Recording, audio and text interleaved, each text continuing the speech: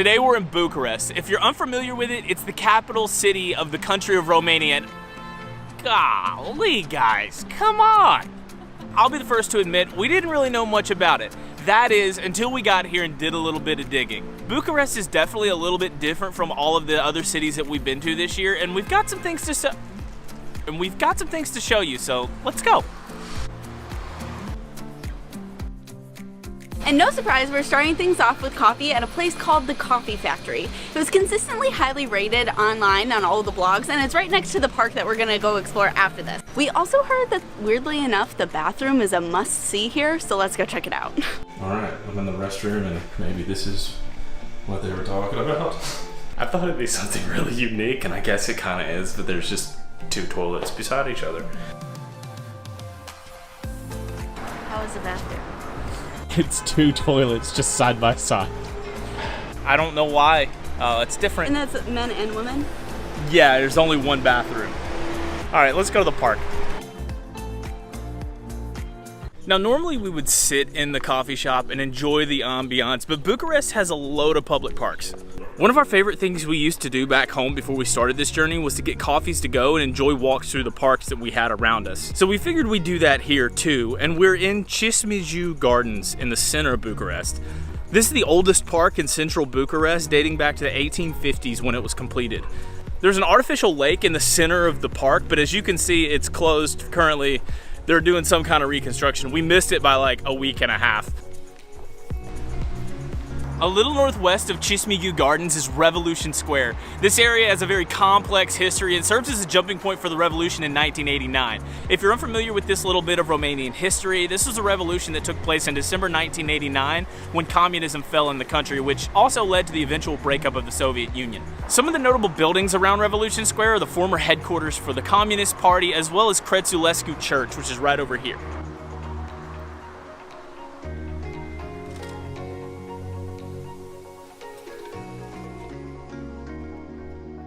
Just a short walk from Revolution Square is a really beautiful concert hall called the Romanian Athenaeum.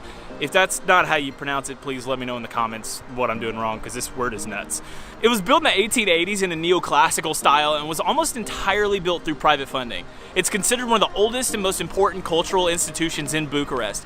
We aren't going to make it for a concert, but supposedly you could tour it for 10 Romanian lei each, which is less than $3 a person, so I feel like that's a pretty good deal. Supposedly the entrance to the concert hall is actually on this side of the building, not the main doors that you see up front, so we're not going to make that mistake and we're going to try to find this entrance.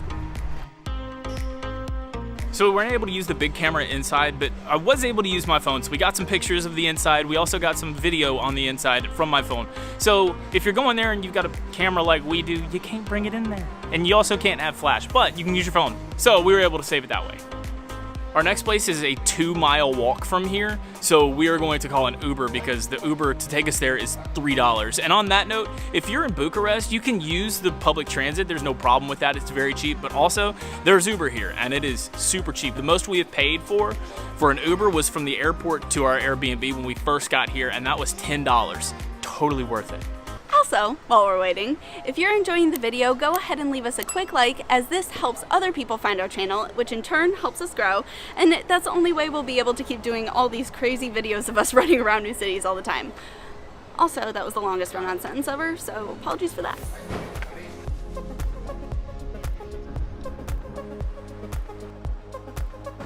So I've got some bad news, guys. We're not gonna make it to Paris, France this year. However, Bucharest has been referred to as the Paris of the East, or Little Paris, and while I'm pretty sure the people here in Bucharest are probably a very proud people who don't love the idea of being referred to as the smaller version of anywhere, they do have a structure that can be found in the French capital. Behind me is the Arc de Triomphe. This triumphal arch was built in 1936 and sits 27 meters off the ground. Every year on December 1st, military parades are held beneath the arch in celebration of Great Union Day, which is Romania's national holiday celebrating the union of the regions found within the country.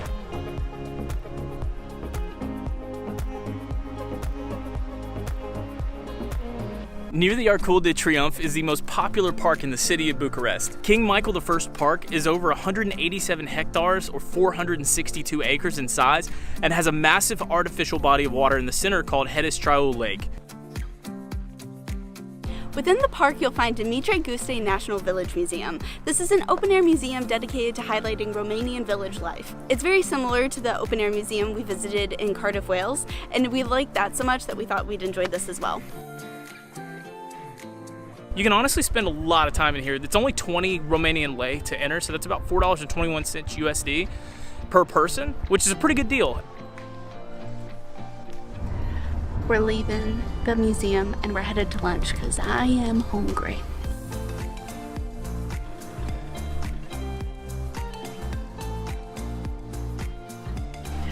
Alright, we're starving. So we're at a place called Pizza Coliseum back in the center of Bucharest. Although it's not traditional, this is a very trendy place and Trey thought I would like it and he was correct.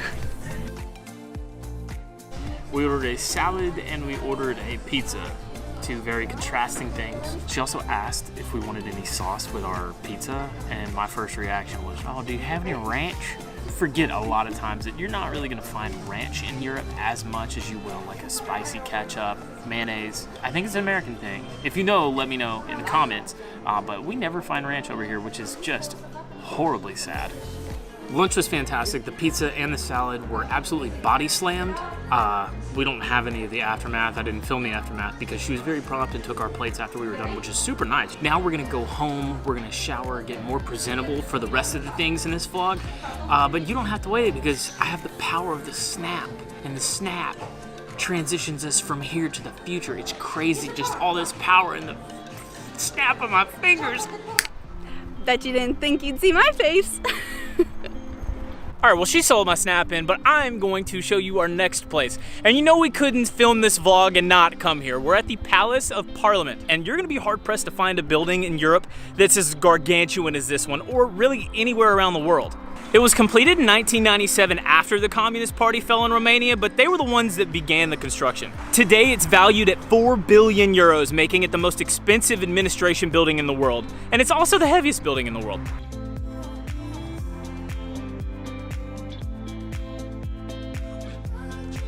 Now, I know we've talked a lot about how beautiful the parks are here in Bucharest, but there are also huge sidewalks on basically every main road. So whether you're in Old Town, you're over by Parliament, even in a park, the sidewalk's gonna be huge. And they're mostly shaded, which is really nice because it gets really hot here in Bucharest in the summer.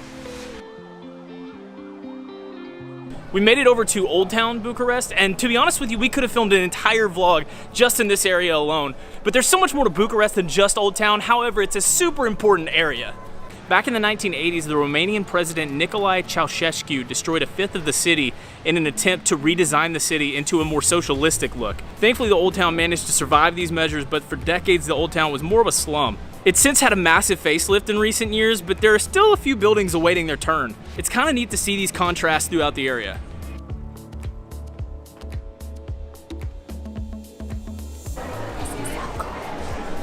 One thing in Old Town that you absolutely cannot miss is Cartueschi Carousel. This is a bookstore with probably the most elegant look we've ever seen. It's absolutely a must-stop to grab a coffee or enjoy a book.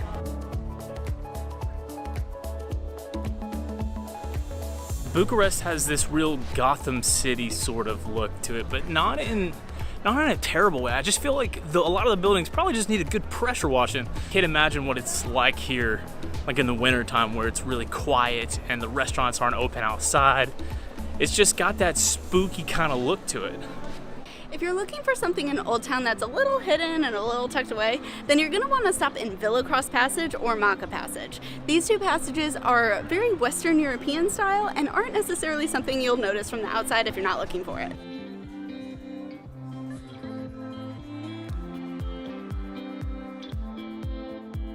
So I don't know if you could tell, but there are restaurants and there's a ton of stuff to do inside of the two passages. It's just a little loud, so we couldn't really talk when we were in there. But now we're headed to our next stop for some dinner and some beers, and it's gonna be great. Also, yes, we're walking in the middle of the road. Not sure why it's shut down, but this was kind of fun.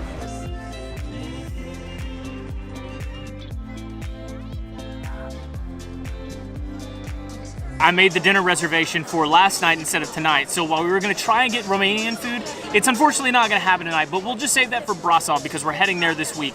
Amazing. Enjoy. Thank you. But not that big, dude. Are we kidding?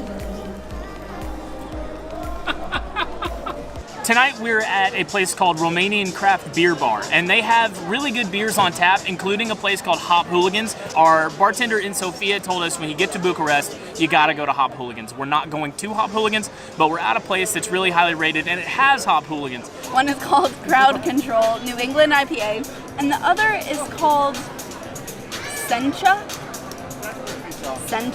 and it's a Japanese tea pale ale. So,